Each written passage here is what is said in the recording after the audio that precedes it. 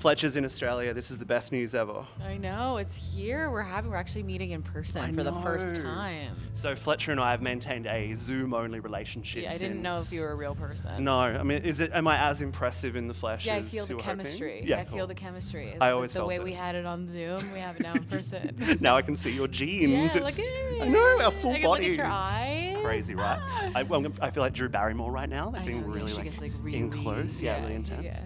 I know this tour, being here now, probably means more than most tours do. The fact it's finally here after what you've been through. Can you talk to what being here in front of your Australian fans feels like for you? Oh, it's such a dream. This tour has been such a long time coming. You know, it's taken me a minute to get back. To Australia. I was navigating a lot of different stuff with my health, and it just feels so beautiful to get to see the fans again, and it makes me so happy to just see them in real life and hear the accents and like scream, sing the songs together, and it's such a dream to be back. What's the difference you see with Australian fans versus fans in other parts of the world? Are we louder than some? You guys are Australians are definitely rowdy. Like, you guys are you know how to party.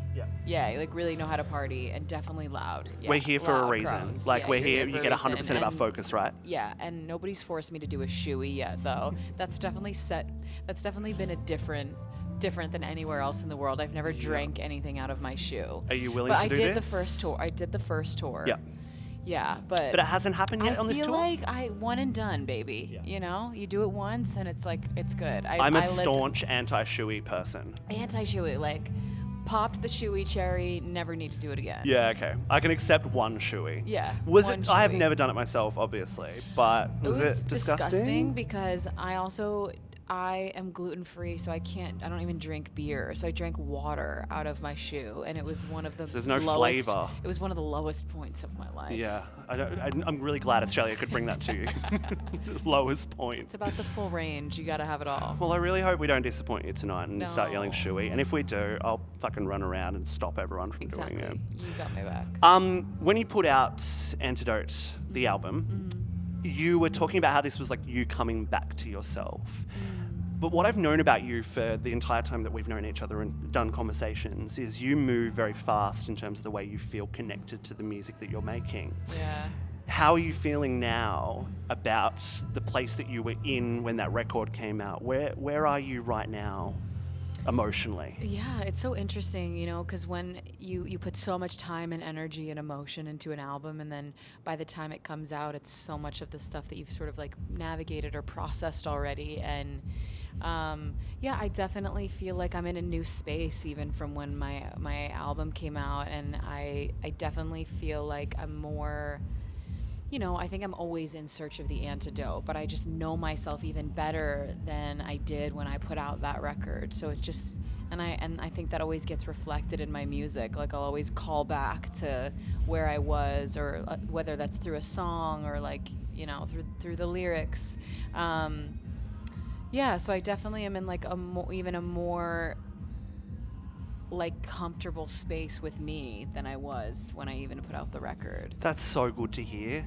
Because I had this, I don't know, because you've been through so much shit in the last little while, I was kind of concerned that you maybe were away from that place of self-understanding again, but to hear that you're feeling even more connected to yourself. And I just think it that goes in and out of waves, and sometimes you have to be able to step away for time to be able to find that self-reconnection and figure out what you really want, to kind of shut out the noise. It's such a noisy industry and such a noisy career, and there's so many people who are just constantly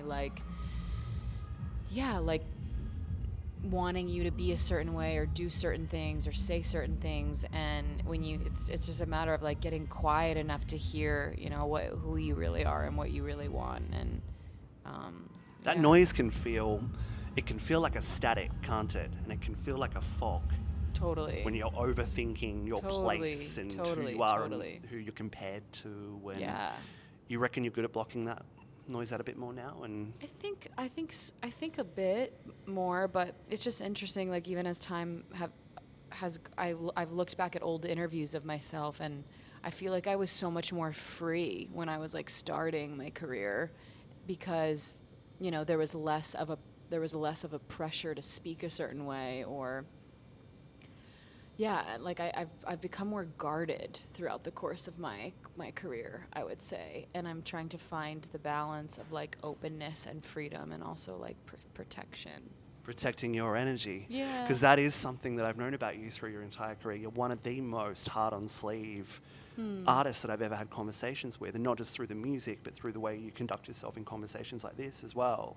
But there comes a time, right, where you've got to kind of allow yourself to bring some of that back to yourself, right? Yeah, and not just like, you know, word vomit 24/7 all the time, which can be really beautiful, and I've definitely done in the past. But and cathartic, right? yeah, and cathartic, but I think there's, you know, also just recognizing the place that's coming from. Like, is this coming from a place of love and that I really truly want to share? Or is this coming from a place of like, oh, I need to be like accepted and seen, and I need people to understand me, you know? So like understanding kind of like the seed in which you're speaking from, like where is it kind of coming from? I needed to hear that today, I think. Yeah? Yeah. That was for you. I'm feeling noisy at the Yeah, moment. I get it. It happens, right? It Oh my creeps back. God. Yeah, I get it. Listen, I have like struggled with OCD, you know, my entire life, and like crazy intrusive thoughts. And sometimes they win. Yep. Sometimes the intrusive thoughts win. Yeah. My dad's got a significant OCD, a very severe OCD. It's a really difficult illness.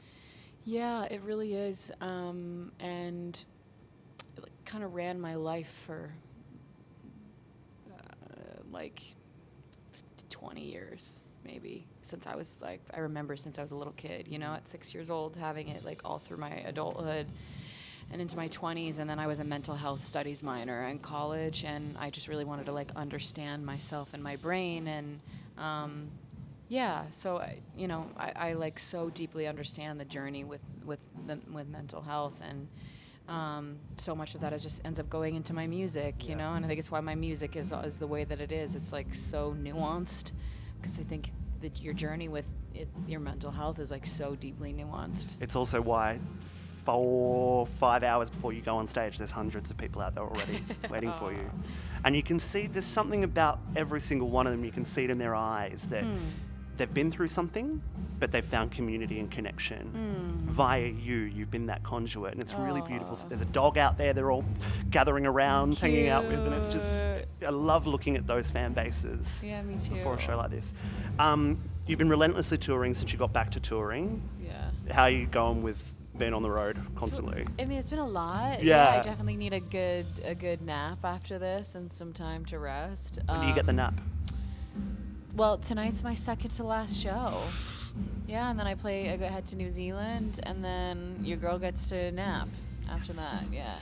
I don't want to push you to talk about the next chapter, but what do you want fans to know at this stage about what happens after this tour is over, and I suppose this era kind of comes to an end? Or is this not going to end this era? Because if you're feeling back to yourself, which was the whole kind of idea of the records.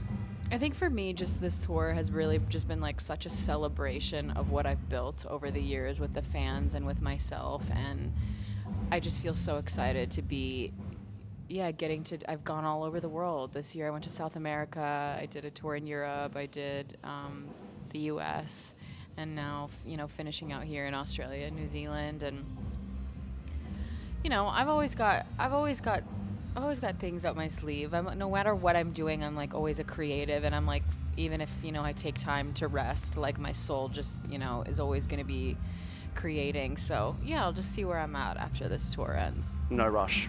Have that nap. Yes. Fletcher, thank you so much for the conversation today. Thank It's you, so good Nick. finally doing it in person. Thank you. Love you guys.